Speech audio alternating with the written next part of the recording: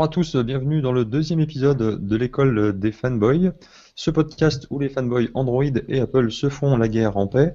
On va accueillir, comme à chaque fois, un premier fanboy qui défend l'univers Apple. Il s'agit de Sébastien Perrier, alias Mister Apple sur YouTube. Bonjour Sébastien. Bonjour les amis, j'espère que vous allez bien et que vous Tu as êtes... séché tes larmes? Ah oui, j'ai séché mes larmes, mais j'ai commandé l'Apple Hier, c'est Watch la hier. commande. T'as passé ton tour là, j'imagine, du coup. Non, non, je l'ai commandé hier, même si je suis en Suisse, donc tu vois, Waouh, c'est tu veux magnifique. tout à l'heure alors. Ah oui, oui. Et puis Voilà. j'en mets une fausse là pour me, tu vois, pour me passer l'envie de me gratter. Oui. En face de toi, on va retrouver le fanboy Android auquel vous commencez à vous habituer. Il s'agit de Mathieu Dos Santos, journaliste à Android MT, le magazine. Donc là, il y a le nouveau numéro. Vous fêtez vos 4 ans, je crois, c'est ça? Android, Yes, c'est ça, les 4 4 ans ans. du mag. Et un magazine d'ailleurs où quand on l'ouvre sur la première page sur l'édito, on apprend que alors l'application Android MT était refusée sur l'App Store d'Apple sous prétexte qu'elle avait Mais oui, un t'es dit, Android je dors dedans. pas.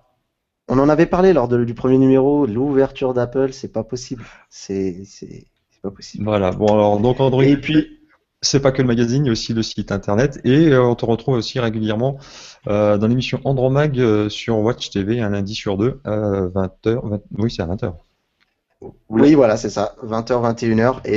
Et puis, bah voilà, bah, si tu veux regarder un peu ma bannière, j'en ai profité pour rendre hommage à mes amis d'Andromag parce que, bon, aujourd'hui, j'ai deux fanboys Apple, donc je me suis équipé de l'équipe d'Andromag en logo.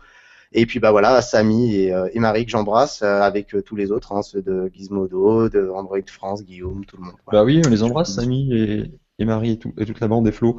Donc, cette émission Andromag, elle est diffusée sur Watch TV. Eh ben, vous savez quoi, ça tombe bien parce que l'invité d'aujourd'hui, c'est Benjamin Vincent, le patron de Watch TV. Alors, je vais faire une petite présentation parce que je me suis renseigné, mais il a fait un nombre incroyable de choses, ce garçon. Il a commencé comme journaliste au Journal du Dimanche dans la presse écrite. Il a participé au lancement de RTL2, de l'équipe TV. 10 ans sur Europe 1, où tu as même présenté Ouais. le journal de la matinale, plusieurs émissions sur France 5, on t'a vu sur iTélé ou dans le 12-14 du iTélé, les chaînes parlementaires sur TMC, sur BFM TV, tu as eu le premier prix de la fondation Alexandre Varenne en 2003 pour un reportage en Irak sur les déchets radioactifs de L2Elsa. Oh là, mais qu'est-ce que Euh, tu es au courant? C'est impressionnant. ah bah oui, non, mais je me suis renseigné, j'ai travaillé un petit peu quand même.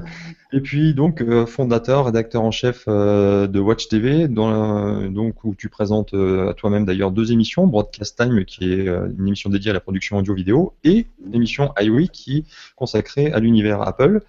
Et Watch TV, bon, c'est diffusé à la fois donc sur le site watch.tv, mais aussi sur les box 168, canal 168 pour Orange, 127 pour Bouygues, 154 pour Free, 178 pour SFR.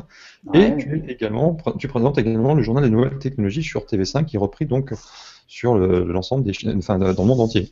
Donc, Alors, tout je ça pour présente dire pas. à Mathieu, toi tu le connaissais déjà, mais à Sébastien, que c'est pas n'importe qui qu'on a avec nous aujourd'hui. Enfin, Oh là faire attention. là. Bonjour Benjamin, ça Et va? salut, salut Teddy. Moi, je suis très fier d'être avec vous. Salut. Merci pour cette belle présentation. Non, oui, c'est impressionnant. J'ai souvent changé de crèmerie et j'ai fait plein de trucs. Mais voilà, tout ça conduit, tu vois, à une aventure numérique extraordinaire avec Watch.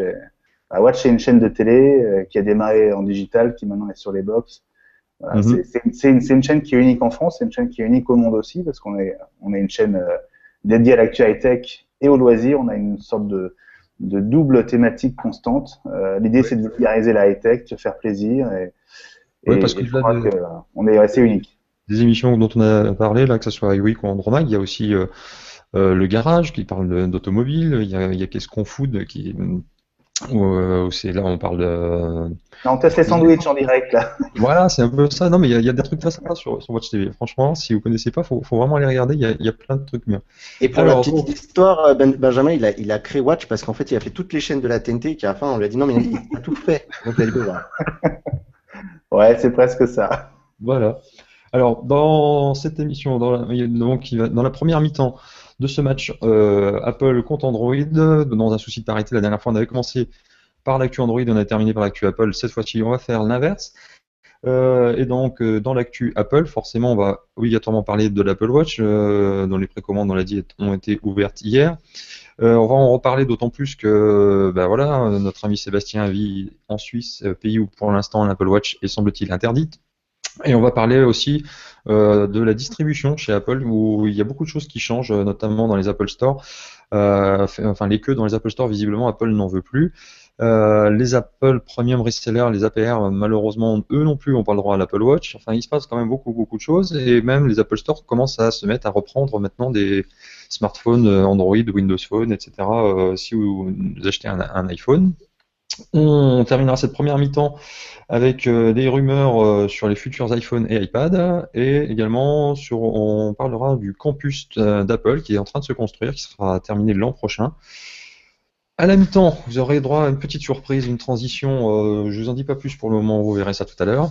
On va faire un peu de teasing. Et après, donc, la deuxième mi-temps consacrée à Android, avec le test du Asus Zenfone 2, les résultats financiers de Huawei, et les rumeurs, toujours en restant chez Huawei, du futur Ascent P8 qui sera présenté bientôt, le 15 avril, et les rumeurs également concernant le LG G4 qui lui sera présenté le 28 avril. Voilà, donc les choses sérieuses commencent à la deuxième mi-temps. On vous dit à tout à l'heure. Merci, bisous. Donc, on va démarrer par l'Apple Watch. Donc, les précommandes ont été ouvertes hier et visiblement, ça a l'air d'être un succès puisqu'en fait, à 9h10, le site d'Apple était saturé. Et à 9h20, ceux qui commandaient, on leur demandait déjà d'attendre. Enfin, il y a un délai qui pousse déjà à mai, c'est même juin maintenant pour avoir.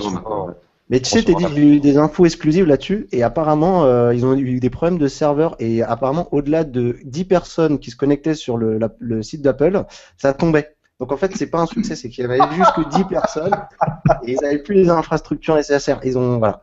Tout à fait, juste sur l'info. Ça doit être ça, finalement, ouais. Donc, Sébastien, tu fais partie de ceux qui l'ont précommandé, malgré que tu habites en Suisse, on va en parler tout après, où c'est un peu plus compliqué, mais tu l'as précommandé alors? Ah oui, je l'ai précommandé.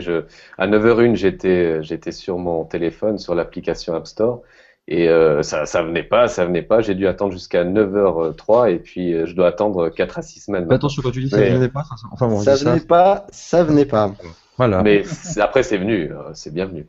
Ouais. Mais heureusement que j'ai un ami qui habite juste derrière la frontière, parce que sinon c'est impossible de commander. Mais tu peux commander depuis la Suisse avec ton propre compte App Store suisse. Il faut juste mettre une adresse en France. Voilà. Et tu peux même payer avec ta carte suisse. Visa Gold, évidemment. Visa Gold suisse. Voilà. C'est bien vu de passer par l'application App Store parce que ça marche souvent mieux et plus rapidement que de passer par le site web. Ouais, ça, c'est je vrai. pense que Sébastien le savait, c'est pour ça qu'il était sur l'appli. C'est l'un des trucs à connaître. Ils pensent. Donc, il y a moins de monde, a priori, qui se connecte en même temps, en tout cas par ce biais-là. Ouais, donc c'est vrai que ça se vérifie systématiquement hein, pour ces gros lancements-là. L'appli répond avant le site web. Souvent, si on est sur Safari, sur son Mac, et essayer de recharger la page d'accueil du store, ça vient pas, alors que sur l'appli, on est déjà dedans. Donc forcément, tu as dû gagner de précieuses minutes. Moi, je voulais juste dire un truc sur le succès des précommandes d'hier. Moi, j'étais à l'Apple Store Opéra à Paris hier matin, puis au Galeries Lafayette. Et moi, ce qui m'a étonné, c'est qu'il y avait exactement la même affluence qu'un jour habituel. Il n'y avait absolument pas d'effet de foule. Enfin, je veux dire, on se serait cru vraiment un jour comme les autres. Il y avait, tu vois, visuellement, on arrivait à l'Apple Store, les gens, les touristes lambda qui entraient n'avaient aucune idée de ce qui venait de se passer. Voilà, donc il n'y a pas eu cet effet dont on a l'habitude quand un produit Apple, on va dire, arrive dans les magasins. Alors c'est vrai qu'il y avait une grosse différence, c'est que les gens qui sont un peu au courant savaient qu'ils ne pouvaient pas repartir avec. Moi, je pense que c'est ça l'explication. Ouais. Sûrement, je pense que les gens ça y est, ils ont compris. Ils ont compris. Oui. Ils ont peut-être cru que c'était une montre Android, puisqu'il n'y a pas encore eu une montre Apple. Ils se sont dit, voilà, c'est. Dans un Apple Store, trouver une montre Android, c'est compliqué quand même. Non, mais aux Galeries Lafayette. Mais il faut voir aussi une chose, c'est que dans la mesure où effectivement il n'y avait pas de possibilité de repartir avec la montre, on peut juste l'essayer. Je pense qu'après. Et encore. Oui, et encore. L'essayer, si t'avais pas rendez-vous, tu l'essayais pas. Hein. Ouais. Et puis impossible de la réserver hein, dans un store. C'est ça, hein. Pardon? Si, tu pouvais le faire. Si. Ah, d'accord. Mais les stores n'étaient pas faits pour ça, quoi. Tu vois, ils avaient pas équipé les stores avec 50 Mac sur les pages de réservation. C'était pas du tout ça. Tu pouvais toujours te connecter si tu voulais un des Mac pour le faire depuis le magasin. Mais l'idée là-bas, c'était vraiment de pouvoir voir toute la gamme sous cette. Il y a deux types de tables hein, pour l'Apple Watch. Il y a la table présentoir où tu as en tout cas sur les tables à l'Apple Store Opera, il y avait les 38 modèles sous une plaque de verre. Mhm. Donc il y avait les 8 modèles Watch Edition en or, il y avait les 20 modèles Apple Watch et les 10 modèles Apple Watch Sport. Et l'autre type de table, c'est la table vraiment qui sert pour les démonstrations, pour les rendez-vous. Il y a des petites plaques un petit peu en mousse sur lesquelles ils vont poser la montre, la nettoyer, etc.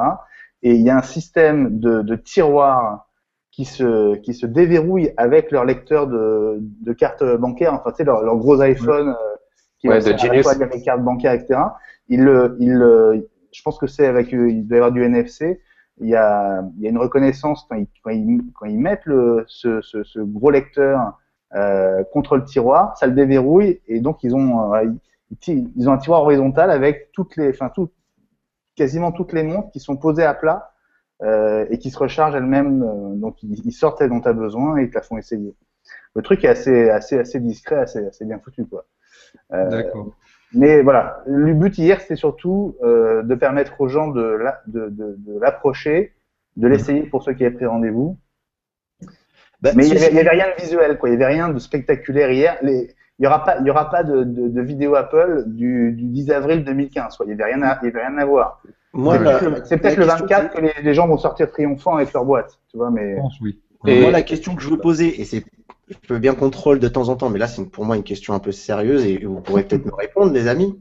Je veux pas troller, mais si vous vous souvenez bien, quand il y a eu la présentation chez Colette, on a quand même eu une queue interminable, alors que les gens savaient quand même qu'ils repartiraient pas avec une montre. Alors, qu'est-ce qui fait que ça n'a pas rien à voir. Tu confonds tout là, Mathieu. Non, faut qu'on parte sur des bases sérieuses, toi et moi. Non, attends, chez Colette, d'abord, c'était il y a 4 mois, 5 mois. Ouais. Et c'est la première fois qu'elle était visible quelque part en dehors de la keynote. Ouais. Ouais, mais là, il y avait même, on l'avait très peu vu finalement dans les magazines. Elle n'avait pas encore commencé à faire les couves, etc. Là, ils ont vraiment créé un événement ce jour-là. On savait que ça durait une journée. C'était un truc vraiment, c'était particulier et c'était super bien fait parce que je te rappelle qu'ils ont annoncé que ça arriverait que la veille, en début d'après-midi. Oui, ils ont transformé le magasin la nuit et le lendemain matin, il y avait cette même table en fait chez Colette avec les 38 modèles de montres. Et ils en ont fait un vrai événement dans la capitale du luxe, de la mode. Voilà, c'était autre chose. Et puis, ils ont fait venir des stars. Hein.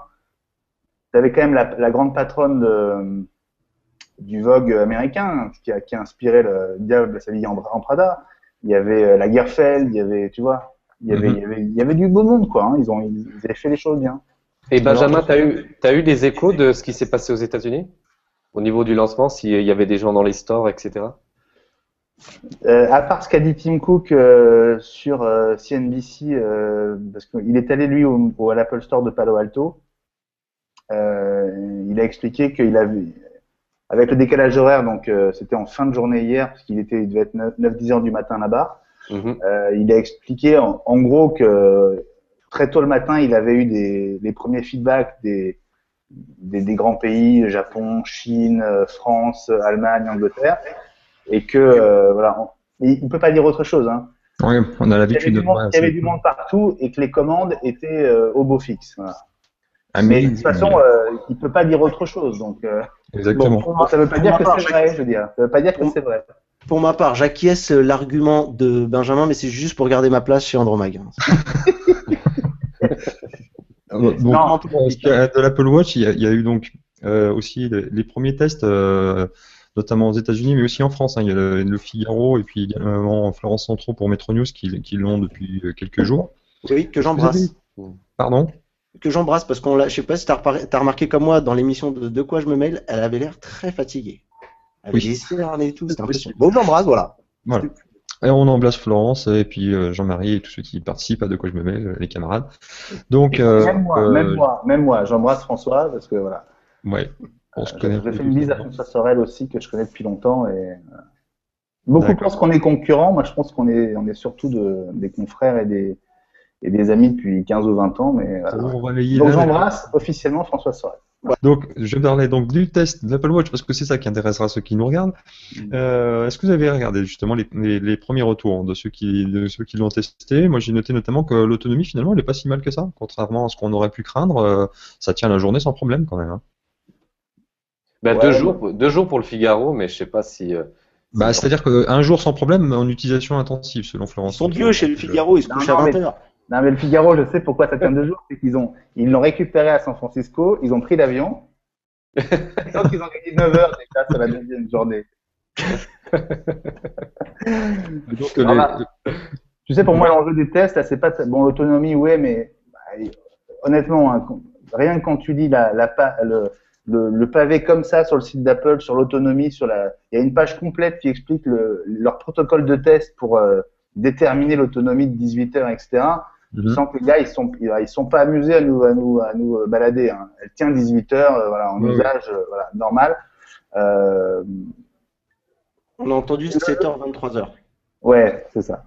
Le vrai truc, et ça, je pense que, heureusement ou malheureusement, je sais pas, il va falloir plus que quelques jours pour le déterminer, c'est que on cherche tous encore à quoi ça sert le monde connecté, quoi, finalement. Ben en fait, ouais, le truc, c'est que les tests qui sont parus là pour l'instant, il y a un truc qui leur manque, c'est que les montres, en l'occurrence, enfin les Apple Watch, par exemple, comme celle que Florence a eue, il va y avoir une dizaine d'applications dessus et c'est tout. Et alors que lorsqu'elle va être commercialisée le 24 avril au public, il y aura à peu près 1000 applications qui seront disponibles. Et là, ça change tout parce que forcément, avec le système applicatif, elle peut avoir un intérêt qu'elle n'a pas pour l'instant, quoi.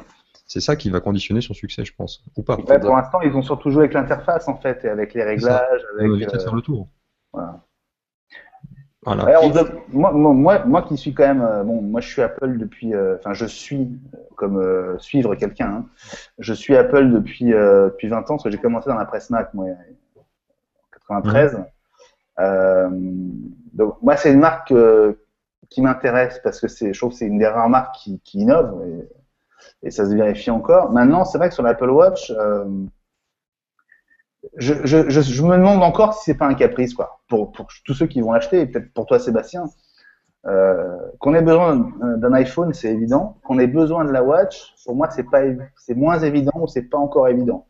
Voilà, je pense que c'est un peu le 24 avril, on sera année zéro, quoi. Ça va être le jour où on va tous commencer à découvrir un nouveau produit. Bon, je sais, tu vas dire, Mathieu, que ça existe déjà dans mon Android depuis longtemps et tout ça, mais c'est pas pareil, on peut pas comparer quand même. Donc voilà. Oui, en fait, c'est comme si vous voulez juste mon avis, pour répondre à la question quand même, parce qu'il y a quand même une question de fond là, qui est l'utilité d'une smartwatch. À quoi ça pour rentrer dans le débat sérieusement, moi j'en ai une, donc je peux déjà au moins, ne serait-ce que d'un camp dans l'autre, définir un usage. C'est clair que c'est un confort. L'utilité, elle est toute somme relative et je peux te promettre que si tu discutes avec plusieurs profils de personnes, certains te diront que c'est vraiment utile. Je lisais, je sais plus quel article, je suis désolé de pas citer la source, mais au final c'était un commentaire, c'est pas trop grave. Je lisais quelqu'un qui expliquait qu'il était serveur dans un magasin, dans un restaurant, pardon, et que lui, il voyait une utilité. En tout cas, pour lui, c'était un objet qui lui serait totalement utile. Sébastien Perrier habite en Suisse. Pour recevoir ses notifications, pour pouvoir. C'est pareil, t'es un sportif, t'as une montre connectée, et ben voilà, ça prend tout son sens si tu vas courir plusieurs fois. Voilà, donc certes, tu vas lâcher ton Fitbit, ton Jawbone à côté pour avoir cette montre qui t'offrira l'aspect sportif, mais également l'aspect confort, des notifications et tout ça. Mais tu sais, c'est un éternel débat. La technologie en soi. Aujourd'hui et maintenant, de la manière dont elle avance, l'utilité devient presque difficile à justifier. Par contre, c'est un confort. C'est un confort, les amis. Moi, je vous dis, par exemple, typiquement, je sors mon chien, j'ai mon téléphone qui commence à faire 5,5 pouces, qui est très gros, j'ai une avec un chien qui tire. Voilà, le chien qui tire, j'écoute de la musique avec mes écouteurs. changer ma musique par ma montre sans avoir à aller ouvrir ma poche, à aller sortir mon téléphone de ma poche et pour faire. Ton Android, il promène pas ton chien, ton Android? Presque. Ça montre juste que tu es un gros flemmard. Non, mais voilà, mais c'est ça, c'est un confort. Au jour d'aujourd'hui, c'est un confort. Maintenant, les amis, là, je vais en venir et je vous laisserai la parole. Le confort à 400 euros, c'est compliqué à justifier. Moi, aujourd'hui, les motos, ce que fait la concurrence chez Android, la moto 360, aujourd'hui, pour 130 euros, tu peux avoir une moto 360, qui est certes élégante. Le confort à 18 000, t'en penses quoi alors, le confort à 18 000? T'es quand même mal assis dans une Dacia hein, pour faire des kilomètres. Ceci dit, j'attends de vérifier, mais pour l'instant, en termes d'autonomie, la Dacia, c'est plutôt chez Apple. Ouais. Non, mais sérieusement, pour l'usage, je pense que je me souviens du lancement de l'iPad. J'avais la chance d'avoir été sur place. J'avais été à la keynote en fait pour l'iPad. Et à la sortie de la keynote, c'est quand même la dernière fois que je l'ai vu, donc ça m'a marqué. Je me souviens Steve Jobs était venu dans le bâtiment annexe où les iPads étaient à disposition pour qu'on puisse commencer à jouer avec. C'était rare quand même, tu vois, il était venu, sorti de l'arrière-salle de la keynote, il était venu, il était avec les journalistes et il discutait avec plein de gens. Et il y avait quand même beaucoup de gens sceptiques et qui lui faisaient comprendre. Hein. Et je me souviens, il était vraiment venu faire un travail de pédagogie pour leur expliquer qu'il fallait prendre le temps de comprendre à quoi ça allait servir et qu'on serait tous finalement surpris d'ici quelques mois de voir ce nouvel objet entrer dans nos vies et quelque part changer nos vies. Et je pense que c'est ce qui peut arriver de mieux à l'Apple Watch, mais ça va sans doute passer par l'énergie, l'intelligence des développeurs et justement, comme tu le disais, de ces apps qui vont débarquer à partir du 24. Et je pense pas que ce soit les apps Apple qui vont changer, tu vois, qui vont nous faire prendre conscience de ça. C'est tous les développeurs là, qui ont sans doute une idée de génie à droite à gauche et qui vont nous montrer qu'avec une montre, on peut faire beaucoup plus que ce qu'on pense sur un petit écran comme ça. Ouais, moi, c'est sûr. On va être surpris. Je crois aussi, ouais. Je pense que la balle, elle est vraiment dans le camp des développeurs et que c'est eux qui feront le succès de cette montre. Une montre dont, pour l'instant, les Suisses sont privés. Alors, pour une histoire un petit peu rocambolesque, c'est donc en fait l'Institut fédéral de la propriété intellectuelle qui a rappelé qu'en fait un homme d'affaires singapourien qui s'appelle William Leong détient en fait les droits en fait pour Apple. Mais donc, tu peux nous expliquer un peu, Benjamin, parce que c'est une histoire un peu compliquée. Je sais que toi, tu as reçu la personne qui a sorti cette info dans la presse sur Business Montre. L'a reçu dans les Week cette semaine. Est-ce que tu peux me résumer un petit peu, parce que là, c'est vrai que ça paraît incroyable en fait cette histoire. En fait, bon, vous savez que les marques se déposent sur des catégories de produits. On appelle ça les classes. Et en 85, un horloger suisse qui s'appelait Léonard, parce que la boîte a coulé depuis, a déposé la marque Apple en Suisse uniquement sur la classe des montres et des bijoux. Ouais, c'est la classe 14, je crois. Voilà. Et pendant 30 ans, ils ont renouvelé la marque auprès de l'équivalent de l'INPI en Suisse. Tu me diras si je me trompe, Sébastien, mais je pense que c'est ça. C'est exactement ça. La boîte a fermé en 2010. Elle a été rachetée en fait par celui qui était déjà à l'origine de sa création, qui est donc un Singapourien qui s'appelle William Leong, qui a renouvelé la marque. Et donc, il est toujours aujourd'hui propriétaire de la marque Apple appliquée aux montres en Suisse. Oui, jusqu'au 5 décembre, là. Voilà. Alors, après, est-ce qu'il renouvelle ou pas? Voilà. Alors, il y a deux éléments. D'abord, ça s'arrête au mois de décembre prochain. Donc, c'est bientôt. Et la deuxième chose, c'est qu'on sait qu'Apple a fait un dépôt de marque spécifique en Suisse. Et ils sont sans doute en train d'essayer de revendiquer la marque à laquelle normalement ils ont légitimement droit, mais ça n'a pas encore été acté. Et donc, tant que c'est pas le cas, ils peuvent pas mettre un pied en Suisse avec une montre. C'est pour ça que l'Apple Watch n'est pas lancé en Suisse le 24. C'est pour ça qu'ils n'ont pas participer en tant qu'exposant, ce qu'ils auraient pu faire à Baselworld, qui est le grand salon des montres, grand salon mondial qui est il y a quelques jours.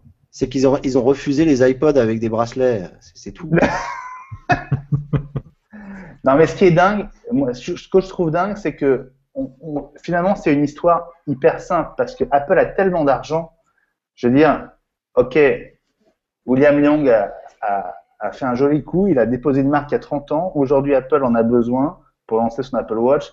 Ça leur a coûté quoi? Quelques millions de dollars, quelques dizaines de millions de dollars. Bon, la Suisse, c'est pas les États-Unis, tu vois, c'est pas un marché dont ils ont absolument besoin. Après, symboliquement, ils en ont besoin parce qu'on est quand même dans le pays de la montre et ne pas pouvoir lancer leur Apple Watch en Suisse, c'est symboliquement que ça fait mal. Donc, qu'est-ce que ça coûte à Apple de lâcher un chèque et de se mettre d'accord à l'avance? On a l'impression qu'ils se sont rendus compte, en fait, au dernier moment, qu'ils pourraient pas lancer l'Apple Watch en Suisse parce qu'il y avait cette marque déposée. Et j'aimerais bien être, moi, dans un pro du téléphone et pouvoir pirater les lignes téléphoniques, tu vois, de William Young à Singapour, parce que il doit avoir des coups de fil intéressants avec Apple avec Cupertino en ce moment, parce que ça se joue entre lui qui est quasiment tout seul et Apple. Et à mon avis, il va d'une manière ou d'une autre récupérer beaucoup d'argent pour. Ouais, c'est ça. C'est-à-dire que ça va se terminer par un gros chèque, quoi. Ah ouais. Après, au niveau du lancement du 24, je pense que de toute façon, c'était pas programmé pour la Suisse que le lancement se fasse le 24 en Suisse, parce qu'on est toujours servi après, comme la Belgique, comme l'Espagne, comme l'Italie. Ah, je suis pas d'accord avec toi. Justement, je pense qu'ils auraient justement fait une exception. Et ils auraient mis la Suisse dans les premiers pays, j'en suis sûr. Oui, parce que la tradition horlogère, c'est quand même la Suisse, quoi. J'en suis sûr. T'as raison, c'est pas leur marché stratégique. C'est pas la première fois. On a vraiment l'habitude d'être placé dans les seconds pays. Hein. Ouais, mais là c'est une montre, Sébastien. Donc c'est plus pareil, je t'assure. C'est évident qu'ils ont. Là, il y a eu une mouche dans leur potage, quoi. Tu vois, vraiment. Et je trouve ça dingue à l'échelle d'Apple, qui a une telle puissance aujourd'hui, se retrouver bloqué par un petit homme d'affaires singapourien qui leur dit bah sur la Suisse. Mais ça doit sûrement être réglé, je pense, à l'heure actuelle. Oui, ça, il y a des chances, je pense. J'ai remarqué sur les sites d'Apple, il y a certains sites par exemple comme l'Italie ou l'Espagne, c'est marqué disponible en 2015. Et par exemple pour le Portugal, il n'y a même pas d'onglet Watch. Et ça, Monsieur Dos Santos. Oui, attention. Alors, parce que tout simplement, pour commencer, au Portugal, on est très très très très intelligent. Et donc, c'est refusé. C'était refusé. On leur a dit ça, c'était la banane de trop. Non, autrement, non, honnêtement, sincèrement, si ils vont vendre des cadrans solaires en Suisse, en fait, au Portugal, c'est pour ça. Non, je pense tout simplement que pourquoi le Portugal fait peut-être partie des pays exclus, c'est qu'en ce moment, vous savez, la crise elle est là et que le Portugal fait partie des pays avec un pouvoir d'achat faible. Tu sais que le prix de la première montre Apple Watch au Portugal, c'est un mois de salaire pour quelqu'un. Tu vois, ouais. La première. Mais c'est fou. C'est fou parce que sur le site, il n'y a même pas un onglet Apple Watch. Il la présente même pas. C'est ça qui est dingue. Et sur le site du Liechtenstein aussi. Pourtant, le Liechtenstein. Ah ouais, t'as quand même fait une grosse enquête là, Sébastien. Ah oui, j'ai fait une grosse enquête. Moi, qu'il y a du travail de fond qui a été fait là-bas. Et vraiment, au Kazakhstan. Mais c'est pour ça que je vous dis que quand elle sera disponible dans les seconds pays, elle sera disponible aussi en Suisse. Vous verrez. On en reparlera. On en reparlera à ce moment-là. Normalement, c'est acté pour fin décembre. Enfin, si tout va bien.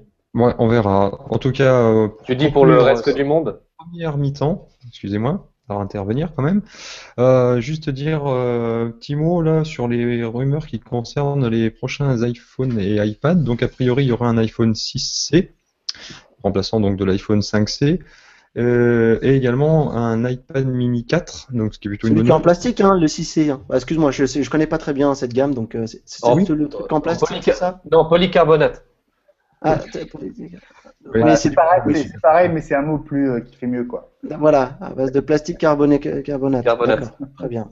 Bravo. Donc Sébastien, qu'est-ce que tu peux nous dire par rapport à ces premières rumeurs qui sont tombées là, c'est récent hein, concernant l'iPad mini 4, c'était il y a quelques jours seulement.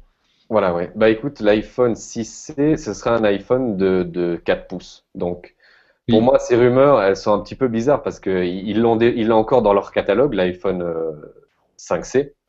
Donc, pourquoi sortir un 6C à part pour augmenter un petit peu les caractéristiques et puis C'est ça, en fait. C'est-à-dire qu'il aurait un double flash. Il aura un double flash, ouais, comme Le le. haut-parleur, ce qui n'est pas le cas au jour d'aujourd'hui.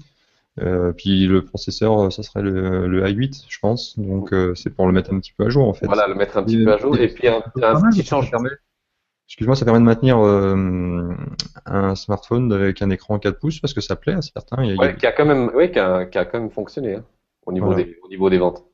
Et moi, je sais que l'iPhone 5C, j'étais un peu dubitatif quand ils l'ont sorti. Et au final, je m'aperçois qu'on en voit de plus en plus quand même. Finalement, il a trouvé son public, ce téléphone. Est-ce que c'est pas parce que le prix a baissé aussi? Oui, mais de toute façon, oui, c'est c'est le vrai. seul où, c'est le seul où baissé. vraiment, Parce que lors du tu vois, chez un opérateur, tu peux obtenir.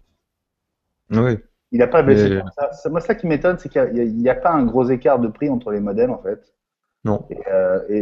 Honnêtement, moi, si j'investissais à nouveau dans un iPhone, à 50 € près, j'hésiterais pas, quoi.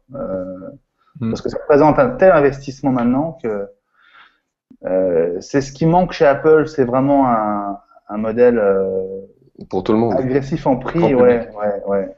Quand on voit qu'ils vendent encore des iPhones avec une capacité ridicule, avec lesquels on peut quasiment rien faire, qui sont finalement à quelques pourcents moins chers qu'un iPhone vraiment utilisable. Je comprends qu'on soit limité financièrement, donc on puisse pas mettre plus, mais je trouve ça tellement cher au gigaoctet quelque part que bon, voilà. Il manque vraiment dans la gamme un iPhone grand public avec une capacité honorable et qui soit voilà. Mais c'est pas la stratégie d'Apple du tout en ce moment, et l'Apple Watch va pas du tout dans ce sens-là non plus. Donc, Non plus, ouais. Mais c'est vrai que moi, il y a souvent des gens qui me disent, bah, je veux un iPhone, mais voilà, je peux pas me le permettre. Et c'est vrai que c'est. T'en as 12 derrière toi, là, tu Oui, pourrais quand même faire un geste. Mais bon, après, Ils sont sachant tous, que ils sont tous d'occasion, hein. on l'a pas dit tout à l'heure, mais quand on parlait des Apple Store pour l'Apple Watch, mais concernant donc les iPhones, maintenant, si vous voulez, vous pouvez vous faire reprendre votre téléphone. Si vous avez actuellement un smartphone sous Android, mais pas que, hein, parce que là, quand l'info est sortie, tout le monde a parlé des smartphones sous Android, mais ça marche aussi si vous avez un Windows Phone ou un BlackBerry. Dans les Apple Store, on peut vous faire reprendre votre ancien téléphone. En échange, vous avez un bon d'achat qui vous correspond à la valeur estimée par la personne qui s'occupera de vous. Et ce bon d'achat n'est valable uniquement que pour l'iPhone. Vous ne pouvez pas acheter autre chose dans l'Apple Store avec ce bon d'achat. Ouais, on m'a parlé d'un bon d'achat de 5 € pour un Nokia sous Symbian. Voilà. Donc, utilisez le bon coin, s'il vous plaît. Non, mais c'est Alors- ça, en fait. Par contre, tu vois, cette histoire de reprise de smartphone, franchement, j'ai trouvé que c'était pourri comme technique de com.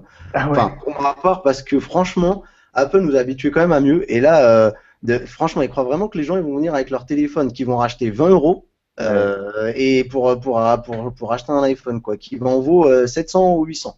Alors, je pense qu'ils le voient différemment. C'est-à-dire que, tu vois, les gens qui vont venir dans un Apple Store qui seront intéressés Ils font un pour prendre sourire. l'Apple Watch, il va falloir obligatoirement qu'ils aient un iPhone. Et si toi tu vas dans un Apple Store et puis que tu vois cette montre, ça te plaît, et puis que ton téléphone c'est pas un iPhone, ils vont dire mais vous inquiétez pas monsieur, on va vous Ah ouais, moi, Mais ça m'a- cette offre, elle a été faite pour les Chinoises, en fait. non, mais pour moi, tu vois, typiquement, je voyais ça comme une vieille crotte de nez que Apple balançait à Android. C'était nul. Enfin, j'ai trouvé ça nul. On est un peu au niveau de la foire fouille quand même, là, je trouve. Sur ce genre Ouais. de truc. Et juste, si je peux me permettre, Teddy, sur l'Apple Watch, il y a un truc qui m'a marqué moi hier et que j'ai trouvé vraiment naze. Il n'y a pas d'autre mot. Donc j'étais à l'Apple Store et donc j'ai pu essayer une des watches. Et honnêtement, j'avais très peu de temps. J'avais juste besoin de faire un plan en fait de la watch à mon poignet. Donc le gars en avait 2 ou 3 en 42 mm, donc j'ai pas trop eu le choix. J'ai pris au pif en fait, ça avait pas beaucoup d'importance. Et je l'ai mise. Et le mec, au bout de 10 secondes, m'a sorti un des compliments entre guillemets qu'on avait lu dans les guidelines, tu sais, remis aux employés de l'Apple Store, dans les techniques de vente de l'Apple Watch. Un peu comme quand t'es une nana que t'essayes une robe dans un magasin, on dit ah, elle voit très bien, elle vous met bien en valeur, etc. Le mec, il m'a sorti le même discours, quoi, et j'ai trouvé ça naze. C'est même pas celle que j'avais choisie, ni celle que j'aurais voulu acheter, tu vois, mais. D'accord. Ah bon, vraiment, et là, je me suis dit, là, on est en train, effectivement, de sortir quand même d'un endroit qui respire la high-tech, quoi, pour passer dans un showroom où, bah, peut-être que dans un an, on vendra des fringues, quoi, tu vois. C'est un peu comme à Disneyland, tout le monde est beau, tout le monde est gentil. Ouais, mais vraiment, c'était, franchement, je suis pas sûr que ce soit la bonne technique, mais bon, Angela Arendt s'y connaît mieux que moi. Mais en tant que client, tu as vraiment l'impression qu'ils sont prêts à tout pour te prendre 800 euros, quoi. Mais est-ce que c'est pas parce qu'il y avait tellement de confidentialité autour de ce produit que même les vendeurs, ils sont pas, à part lire ce qu'ils ont lu. Non, mais visiblement, c'est le mec appliqué à la lettre les consignes qu'on leur a données, quoi. C'est-à-dire, vous faites essayer, vous avez un client pour un rendez-vous pour l'Apple Watch. Voilà, vous êtes très gentil comme d'habitude, des sourires, comment allez-vous, etc. Et quand le mec ou la nana la met, c'est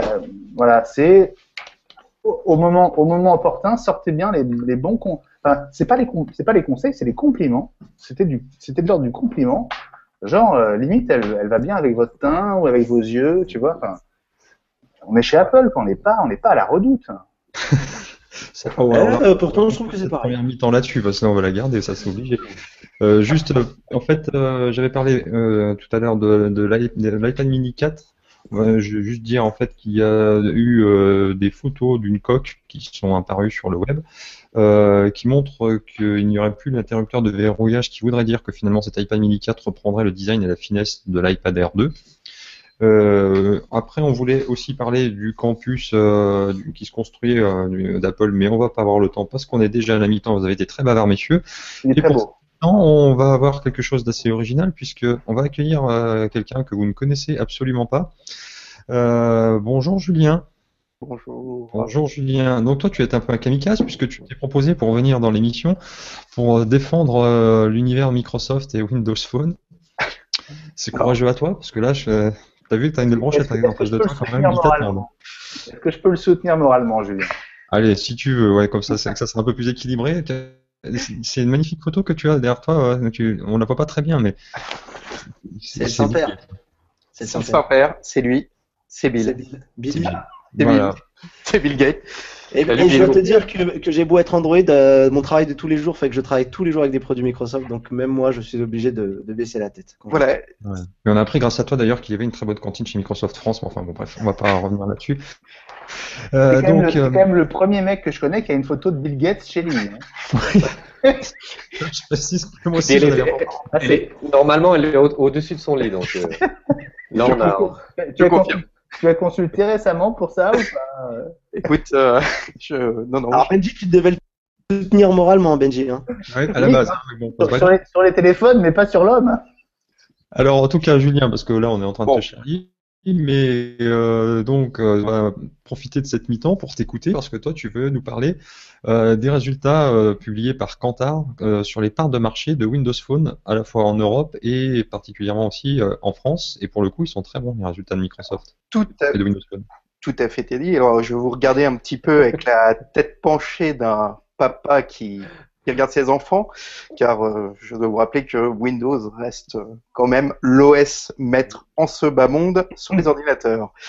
Pour les téléphones, on ne cesse de progresser, comme tu le disais si bien, et on obtient donc des résultats franchement satisfaisants en vue de la crise que subissent tous les téléphones actuellement, et on a donc une augmentation de 0,9% pour l'Europe sur le trimestre.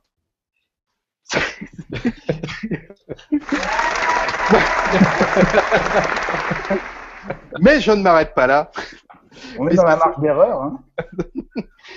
Je ne m'arrête pas là puisqu'on est à 14% pour la France.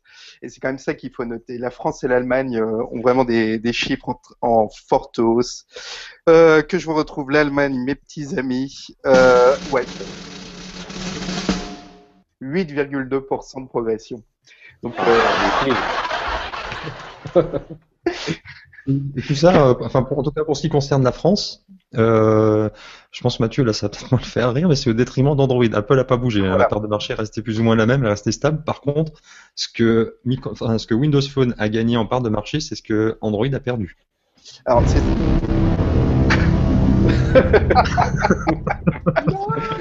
Je suis ton père.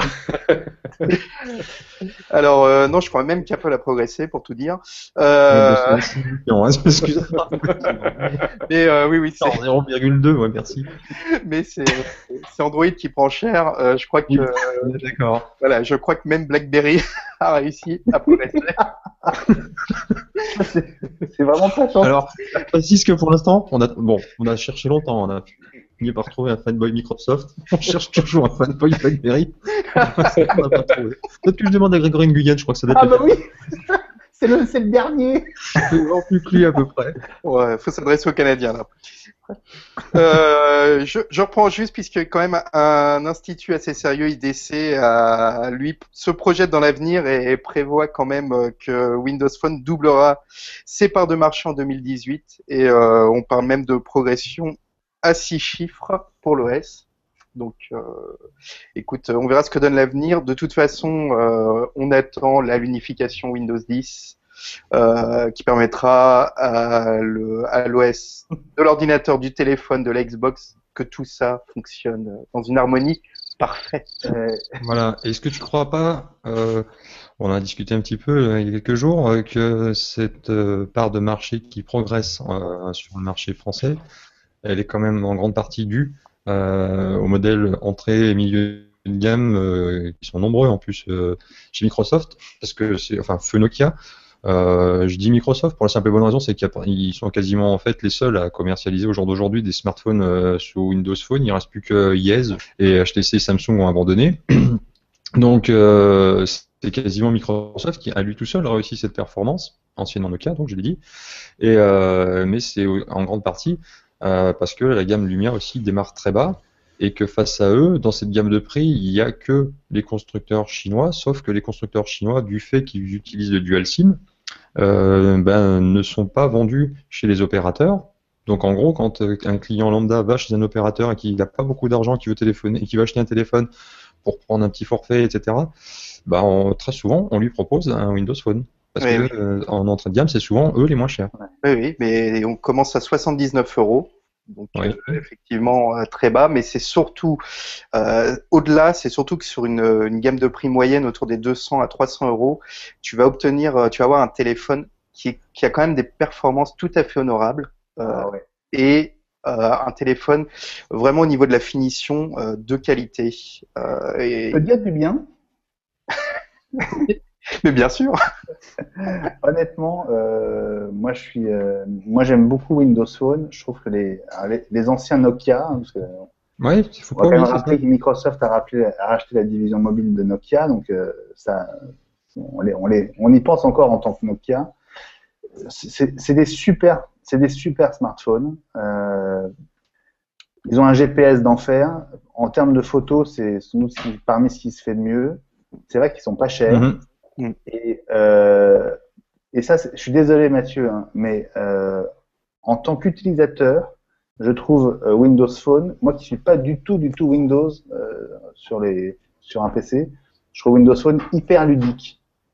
Je trouve qu'Android finalement ressemble plus à ce qu'est Windows sur un PC en termes de complexité, alors que Windows Phone est vachement ludique, finalement simple, on se perd pas. Oui, c'est très léger. Il n'y a pas grand-chose. On a vite fait le tour sur un Windows Phone aussi. Ouais, oui, alors il y a deux bémols quand même, juste par rapport aux chiffres brillamment donnés par Julien. Et je voudrais saluer cette performance quand même. D'avoir commencé par un 0,9% d'augmentation. C'était hyper courageux. D'abord, il faut quand même rappeler que Microsoft a été hyper agressif, notamment en France. Ils ont quand même offert un deuxième smartphone pour l'achat du premier. Donc, s'ils les comptabilisent dans les parts de marché, forcément ça aide. Mais bon, Samsung n'est pas le dernier à faire ce genre de truc. Pour 1 €, on gagne une tablette ou un téléphone avec son abonnement chez son opérateur, etc. C'est quand même un moyen de refourguer des palettes entières de produits. Donc ça compte. Voilà, moi je soutiens Windows Phone. C'est courageux. Et je le fais d'autant plus que les nouvelles sont pas aussi bonnes que ça, Julien, parce que ces derniers jours et ces dernières semaines, j'étais à la cantine, j'ai tout pris, donc le budget. Non, il y a quand même plusieurs grosses apps qui ont annoncé qu'elles cessaient leur développement sur Windows Phone. Et ça, c'est très mauvais pour une plateforme. Là, ça reste pour l'instant, de toute façon, le point faible de Windows Phone, hein, c'est le système applicatif. Alors, Julien, qu'est-ce que tu pourrais nous dire en conclusion, parce que là, on arrive à la fin de la mi-temps et donc du temps qu'on t'accorde. Non, oui, juste vite fait, oui, le fait qu'il n'y ait pas d'app, tout ça, je sais pas si ça a une réelle importance, que je pense que Windows peut. Il y en a plein. Je pense qu'ils peuvent se tourner justement vers un public qui va moins aller sur les apps, tout ça, des gens qui recherchent juste un téléphone avec des fonctionnalités de smartphone, mais sans plus, et pour qui Android est trop compliqué, iOS est trop... Les vieux, quoi, c'est ça que tu veux dire? C'est exactement ce que je veux dire. Un 3310 faisait très bien l'affaire, hein, à ce moment-là. Alors voilà. Là, tu confonds Microsoft et Doro, tu vois. Donc Julien, c'est ta conclusion? Non, je crois que tu voulais dire quelque chose justement par rapport à Nokia, il me semble. Oui, alors je tiens à noter que Nokia reste le leader incontestable, il a la meilleure vente de smartphones jamais réalisée avec le Nokia 3210, 160 millions de téléphones vendus. Oui, enfin, c'est pas oui, peut-être. Le temps des dinosaures. Et vive le N95. Et le serpent. Et c'est triste, tout à fait. Et comme vous allez basculer sur l'univers Android, je tiens à remercier quand même l'univers Android qui gave de façon très sympathique grâce au brevet de Microsoft, les pièces de Microsoft. C'est cadeau, ça c'est pour nous. Puisqu'il faut le rappeler quand même, Android c'est quand même des téléphones qui font, dont ils ont que la moitié des brevets. Hein, et voilà. Ouais, mais on vous nourrit bien. Oui. Parce qu'il faut pas cracher sur la main qui te nourrit, j'ai toujours dit. C'est la fin de la mi-temps là, donc Julien, on va être obligé de te dire au revoir. Merci en tout cas d'être venu. Hein. Mais il est bon. Hein. Et Julien, si tu veux venir sur Watch TV, t'es le bienvenu quand tu veux. Excellent. Écoute, avec plaisir. Je vais voir pour BlackBerry. Voilà. La semaine prochaine. Julien, j'ai juste un petit message personnel, Julien. T'as juste oublié ton casque chez moi l'autre jour. Oh, si tu peux revenir le prendre quand tu veux. Hein, il est magnifique, Master Chief. Merci. Voilà. Ciao, merci Julien. Merci à vous. Ciao. Allez, bisous à Bill. Salut Bilou. Bis. on se le remet. Bisous Bilou. Voilà. Je t'aime. Elle était magnifique cette mi-temps. Donc on va passer maintenant à la deuxième mi-temps. Cette fois-ci consacrée à Android, et on va commencer par un smartphone qui est disponible en France depuis peu, et toi tu l'as eu en plus en test, Mathieu, c'est le Asus Zenfone 2, peut-être le premier vrai concurrent du OnePlus One. Peut-être. Parce qu'il se positionne sur le même segment d'une certaine manière, c'est du haut de gamme, mais du haut de gamme abordable. Du haut de gamme, je voudrais relativiser le mot haut de gamme parce que effectivement le successeur du Snapdragon 801 est pas encore très bien implanté avec HTC et Samsung, ça arrive, enfin même pas, qu'est-ce que je raconte Samsung, mais avec HTC. Mais il fait. On va parler après, c'est pas forcément ce qu'ils ont fait de mieux, donc bref. Oui, effectivement. Mais du coup, effectivement, ça donne une vraie crédibilité. C'est un bon timing pour Asus de dégainer ce Asus Zenfone 2. Il est plutôt sympa avec ses qualités et ses défauts quand même, parce que je trouve qu'il y a un engouement pour ce téléphone qui est des fois un petit peu compliqué. Faudra attendre pour vérifier dans les faits. En tout cas, il y a un vrai engouement de la part du public. Moi, j'ai été très étonné puisque j'ai eu la chance, j'ai travaillé très dur et j'ai pondu une vidéo qui, comme tu me le disais, Teddy, qui avait été une des premières vidéos après, bien entendu, l'IFA et le Mobile World Congress. J'ai travaillé dur pour être dans les temps. Et du coup, ce qui m'a impressionné, c'est le retour des commentaires des personnes qui étaient très très intéressées, parce que j'ai sorti la vidéo de prise en main, mais on n'a pas sorti le test assez rapidement derrière. Et du coup, j'avais pas mal de questions sur les fameux Antutu, sur les photos et tout ça.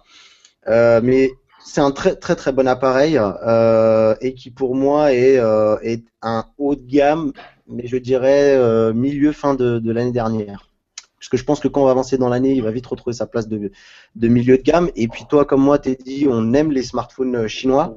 Et on voit que chez Mediatek, aujourd'hui, ils produisent quand même des puces qui font aussi du 40 000 sur Antutu. Donc on a un très très bon appareil, 5,5 pouces. On a une dalle Full HD. On a 4 Go de RAM. Ça, c'est la grande nouveauté. Et au final, j'étais un peu sceptique. Et en fait, au final, à l'usage, c'était vraiment convaincant. Notamment pour tout ce qui est multitâche. On a une batterie de 3000 mAh qui est pour moi le minimum syndical dans ce type de configuration. Et on a le très impressionnant Intel Atom, j'ai oublié le nom, c'est Z. Si tu as le SoC ou pas? J'ai oublié de le prendre. Je l'ai pas sous les yeux là. C'est dommage. Donc qui a un quad-cœur en tout cas, un quad-cœur et qui marche très très bien. Voilà. Ouais. Et il y a une fonctionnalité originale aussi sur ce Zenfone 2, enfin qui paraît intéressante sur le papier. Je crois que dans les faits ça l'est beaucoup moins. C'est en fait au niveau des photos en basse luminosité. Oui, alors en basse luminosité, il a de très bons. Il voit ce que les autres ne voient pas en fait, en gros. Hein? Il voit ce que les autres ne voient pas. Ouais, il voit ce que les autres ne voient pas, mais à relativiser tout de même, puisque en fait, quand je l'ai vu au Mobile World Congress, c'était un peu, on nous a pas présenté ça comme ça, mais en fait, la photo est downscalée à 3 mégapixels. Du coup, tu t'amuses pas à prendre un méga panorama pour faire des photos de la nuit. C'est surtout pour des photos où tu seras très très proche. Mais par rapport au S6 par exemple, parce qu'ils Non, avaient ils sont pas dans la... Ouais, non, ils sont pas dans la même cour. J'ai vu le S6 là dans les mains. Le S6 c'est largement au-dessus en fait. Ah d'accord. J'ai été très très impressionné par le S6 que j'ai eu récupéré pour Android MT. On l'a récupéré mercredi soir. On était invité par Samsung à la soirée, donc tous les journalistes sont venus récupérer leur prêt. Et du coup, on a pu passer. J'ai passé un bon moment avec. J'ai fait un pré-test à découvrir sur Android MT qui est à l'écrit. C'est pour ça que Teddy il l'a pas regardé. Parce que j'ai pas vu le temps, j'ai pas pu faire de vidéo.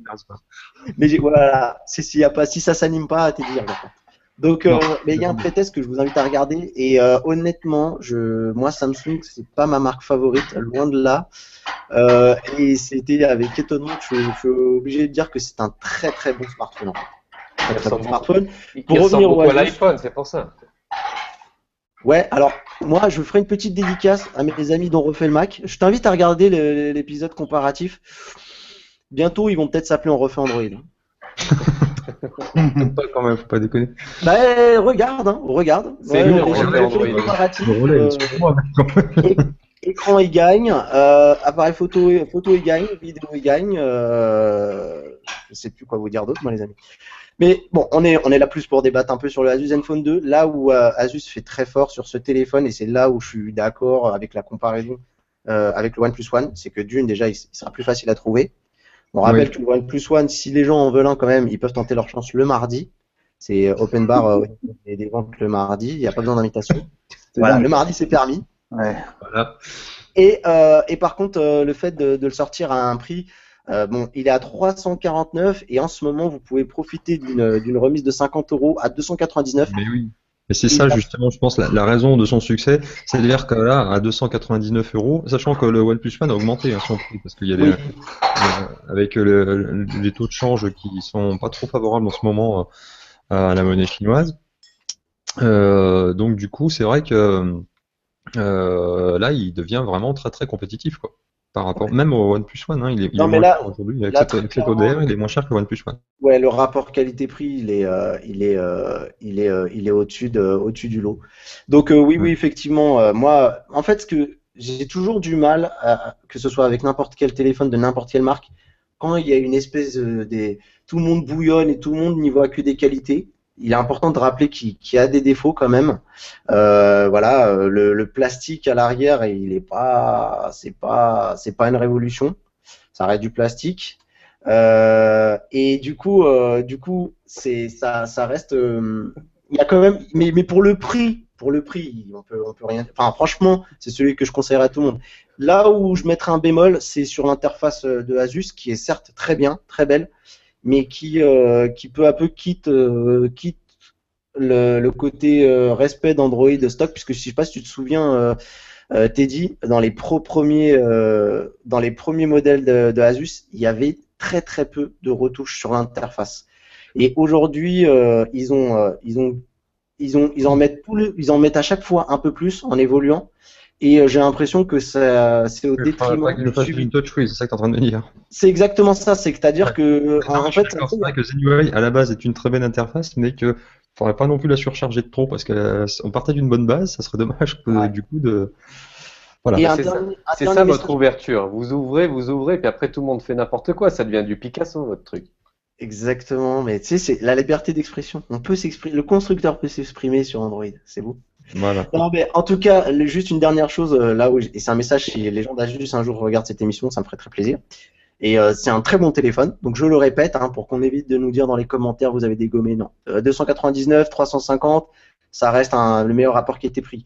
Ce que je veux dire à Asus, c'est les mises à jour. Attention, moi j'ai des amis qui ont acheté des transformers, tu sais, le truc qui faisait tablette et téléphone, que tu pouvais mettre ton téléphone et qui se transformait en tablette, pardon, dans un réceptacle. Et il y a un vrai problème au niveau des mises à jour. Voilà. Je demande juste à Asus, qui était un des meilleurs élèves à un moment qu'on a encensé en tant que meilleur élève dans le suivi de ses produits et qui peu à peu a perdu des points. D'accord. Donc je crois que Madame Vincent a fini de laver. Ouais. Alors Benji, c'est moi qui ai volontairement coupé ton micro. Tu peux le réactiver en haut. Ah, enfin, ça y est, j'ai cru que j'étais banni. Non, mais. Non. Bon, oui. Nous ici, on est samedi, et samedi, on fait des crêpes. Donc, oui, ça, je le dis. En tout cas, ça a fait bizarre. Pour une fois, c'était moi qui étais derrière la réalisation. Par rapport à Benji. J'attendais que ce soit fini. Non, juste un truc à dire sur Asus. Moi, c'est une marque que j'aime bien parce que je trouve que c'est une marque qui est un peu folle dans l'esprit. Ils osent des trucs et ils sont courageux. C'est à l'image de leur patron en plus. Hein. Exactement, à l'image de leur patron. On a fait un portrait de lui d'ailleurs sur Watch cette semaine. Oui. Jonichi. Ah, Ils ont quand même le gros problème chez Asus. Je crois que ça s'est pas vraiment réglé, c'est que leurs produits sont souvent en retard. Alors ça c'est quand même problématique. Le Transformer notamment, ça avait été colossal. Ce que tu viens de dire sur les mises à jour, c'est quand même embêtant parce que c'est hyper important, je pense, pour le public, d'avoir cette sorte de confiance, tu vois, dans le temps.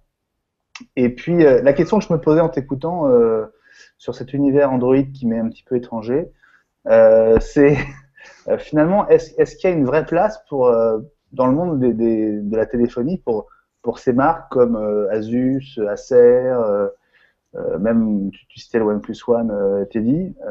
Est-ce qu'on n'est pas finalement dans une sorte de galaxie un petit peu à part, quoi, qui se partagent un peu les miettes face aux géants que sont Samsung, LG. Je même pas acheté dans le groupe des géants, tu vois. Oui, mais Asus, c'est pour ceux qui ne savent pas, je le rappelle, un constructeur taïwanais, donc qui est présent d'abord en priorité sur le marché asiatique. Ouais, c'est vrai. Et, au niveau des smartphones, les marques asiatiques forcément sont privilégiées.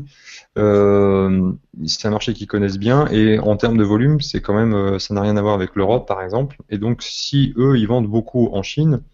Même si ils vendent moins bien en Europe, à la limite, ils s'en fichent parce que c'est pas qu'ils s'en fichent, mais c'est eux ce qui les intéresse surtout, c'est le marché asiatique. Et sur le marché asiatique, Asus est une marque qui est extrêmement bien cotée, quoi, qui est très très bien vue.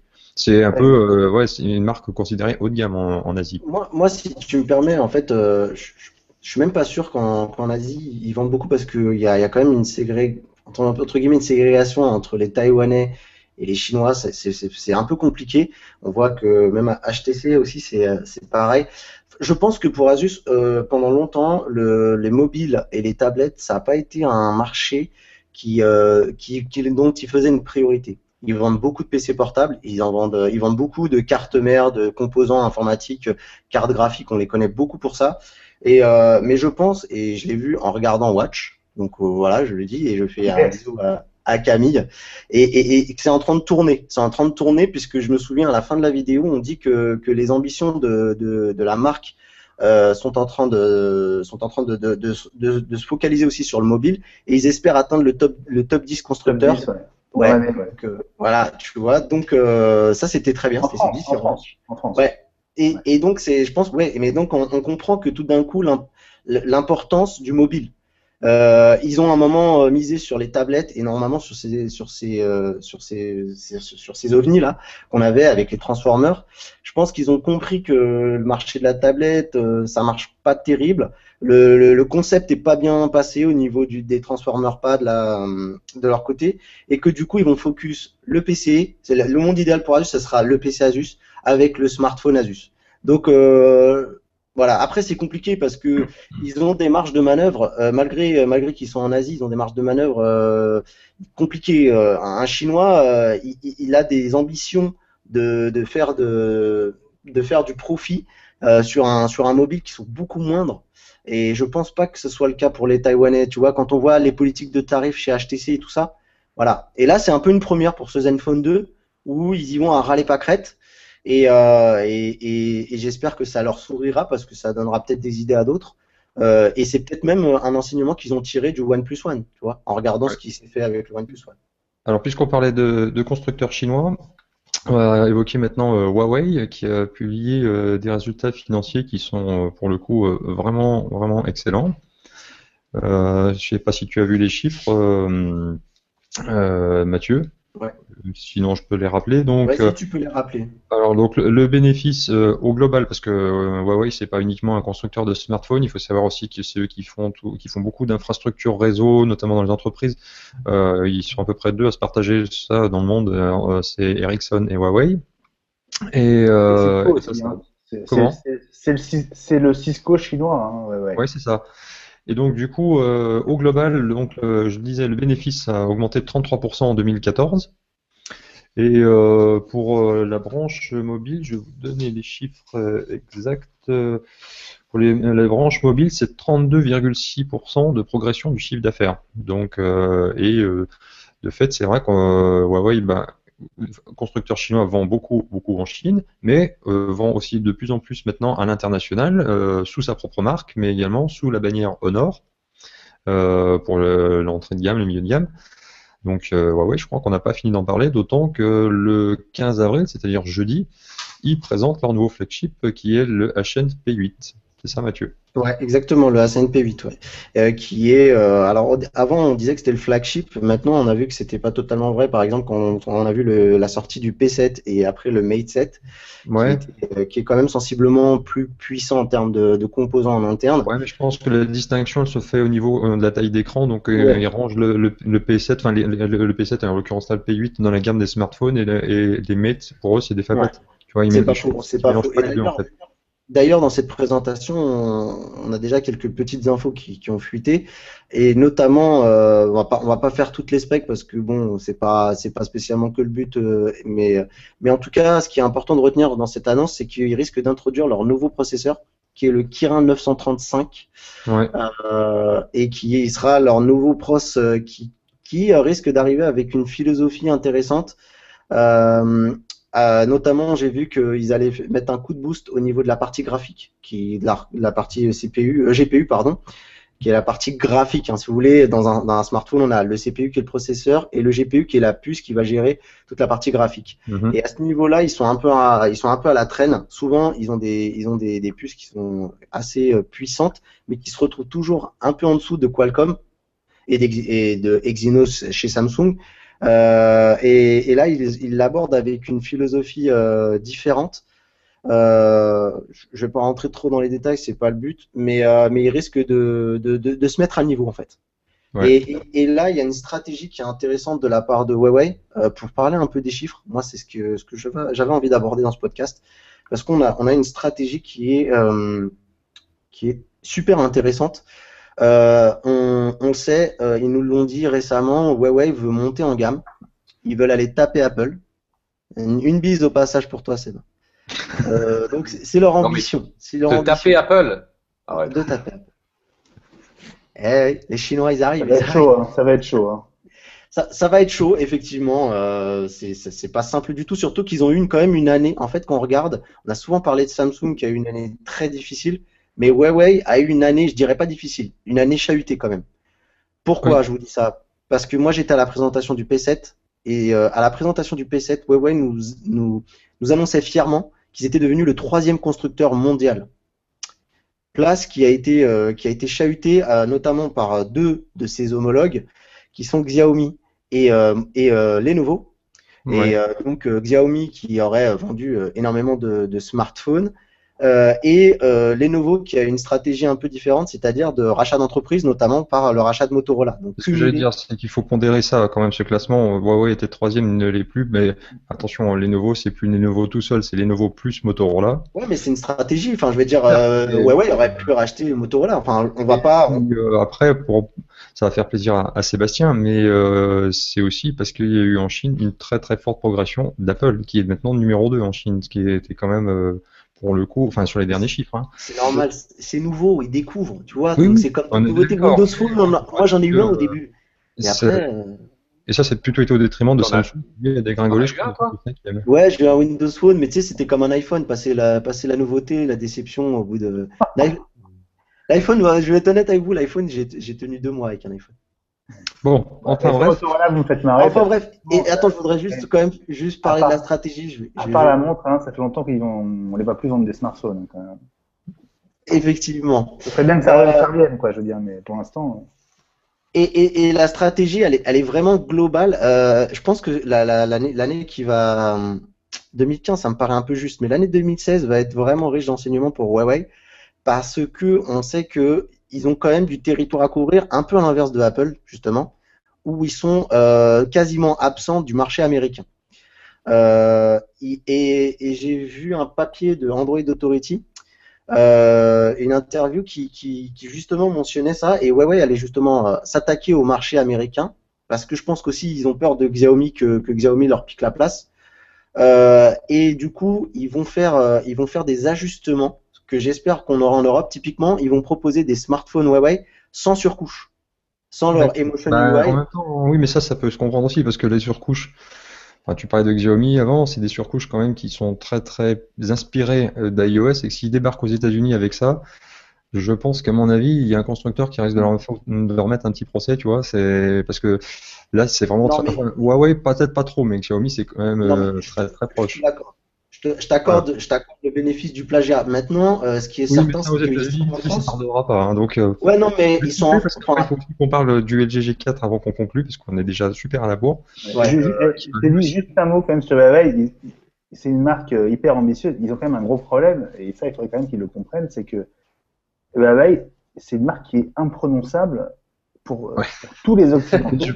Mais je ne serais pas surpris que ce soit pour ça qu'en Europe, en fait, ils aient sorti une gamme sous la marque Honor. Ouais, En fait, bien sûr. Ouais, mais c'est plus facile à prononcer. C'est un vrai problème en dehors de la Chine. Hein. Mais je veux juste rebondir sur Honor parce que ça fait partie de la stratégie globale que je voulais évoquer et du coup ils font pas la bêtise de Samsung qui Samsung a arrosé toute une gamme de prix en allant du moins cher jusqu'au plus cher et c'est là où à mon avis Samsung a fait des erreurs alors que Huawei justement ils veulent monter en gamme, monter en prix, on l'a vu et notamment avec la Huawei Watch qui vont vendre à 349 €, on est quand même encore en dessous d'une Apple Watch juste comme ça et en fait le Honor va être justement cette marque qui va justifier le fait que tu achètes à moindre prix un produit Huawei. Et ça, je trouve que c'est très bien parce que Samsung l'a pas vu arriver ce truc-là et je pense que ça a fait partie des points perdus par la marque. Alors, je disais, on va conclure cette émission avec le LG G4 qui lui va être présenté le 28 avril prochain. Il y a déjà des premières rumeurs concernant ce LG G4 et on va juste parler de ça parce qu'on est déjà très très très en retard, mais c'est pour moi peut-être un élément qui est le plus intéressant.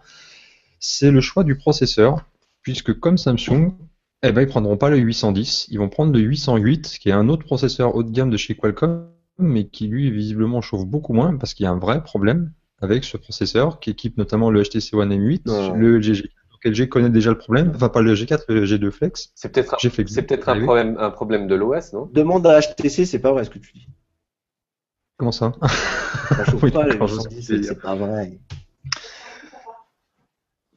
Et pourtant, il chauffe réellement. Et après, le seul moyen donc HTC a trouvé, ben, ils font ce qu'ils peuvent, les pauvres. Eux, c'était de faire une mise à jour qui permet donc du coup, en fait, ça le bride un peu du coup le processeur et il chauffe moins, mais il est moins puissant, donc c'est un peu dommage. T'as un 808. Comment? T'as un 808 comme ça. Ouais. Voilà. En gros, c'est ça. C'est dommage parce que c'est pas très bon pour en termes de com, c'est pas très bon ce type de marche arrière, quoi. Hein. Ah oui, là, c'est du rétropédalage, là, pour le coup, puisqu'ils l'ont mis sur le G Flex 2, ils le mettent pas sur le G4. Donc, c'est qu'ils ont bien dû se dire quand même qu'il y avait un problème. Ouais. Voilà, mais en tout cas, c'est un smartphone qui est très très attendu, parce que moi, je trouve que c'était le G3, son prédécesseur, était probablement le smartphone sous Android le plus réussi en 2014. D'ailleurs, il a même été récompensé pour ça au Mobile World Congress. Donc, forcément, ce LG G4, il est très très attendu. Et c'est là-dessus qu'on va conclure. Donc, il me reste à vous remercier. Tout d'abord, remercier toi, Benjamin, de nous avoir fait l'honneur d'être présent avec nous Oh non, aujourd'hui. mais arrête. C'était très sympa. Je vous souhaite beaucoup de succès avec l'école des fanboys. Et puis, t'es dit merci pour tout ce que tu fais pour nous tous, parce que on suit toutes tes reprises des émissions sur Twitter et c'est vraiment sympa. Donc, merci. Voilà. Ben, c'est le plaisir est partagé. Donc, tu es le bienvenu quand tu veux dans l'école des fanboys, il n'y a aucun souci. Je reviendrai si vous me réinvitez avec grand plaisir. Avec plaisir. Sébastien, ça va? Ça va. J'ai l'impression là, non? Ouais, j'étais Un peu pas silencieux. bien. Pendant la période Android, je suis un peu tendu, mais ça va aller. Ouais, on sent que t'as pas l'air en forme, là, t'as pas l'air dans ton assiette. Non, et puis je regardais tout le temps l'heure, là. Tu vois, il me faut un truc au poignet, là, et ça ira mieux, je pense. Tu l'auras bientôt. Et d'ailleurs, parlant de ça, tu nous as dit que tu l'avais précommandé hier, et toi, la date de livraison pour toi, c'est quand? L'année prochaine. C'est le 12 mai. Et pourtant j'étais à fond, je vous ai dit, hein, mais ce sera le 12 mai.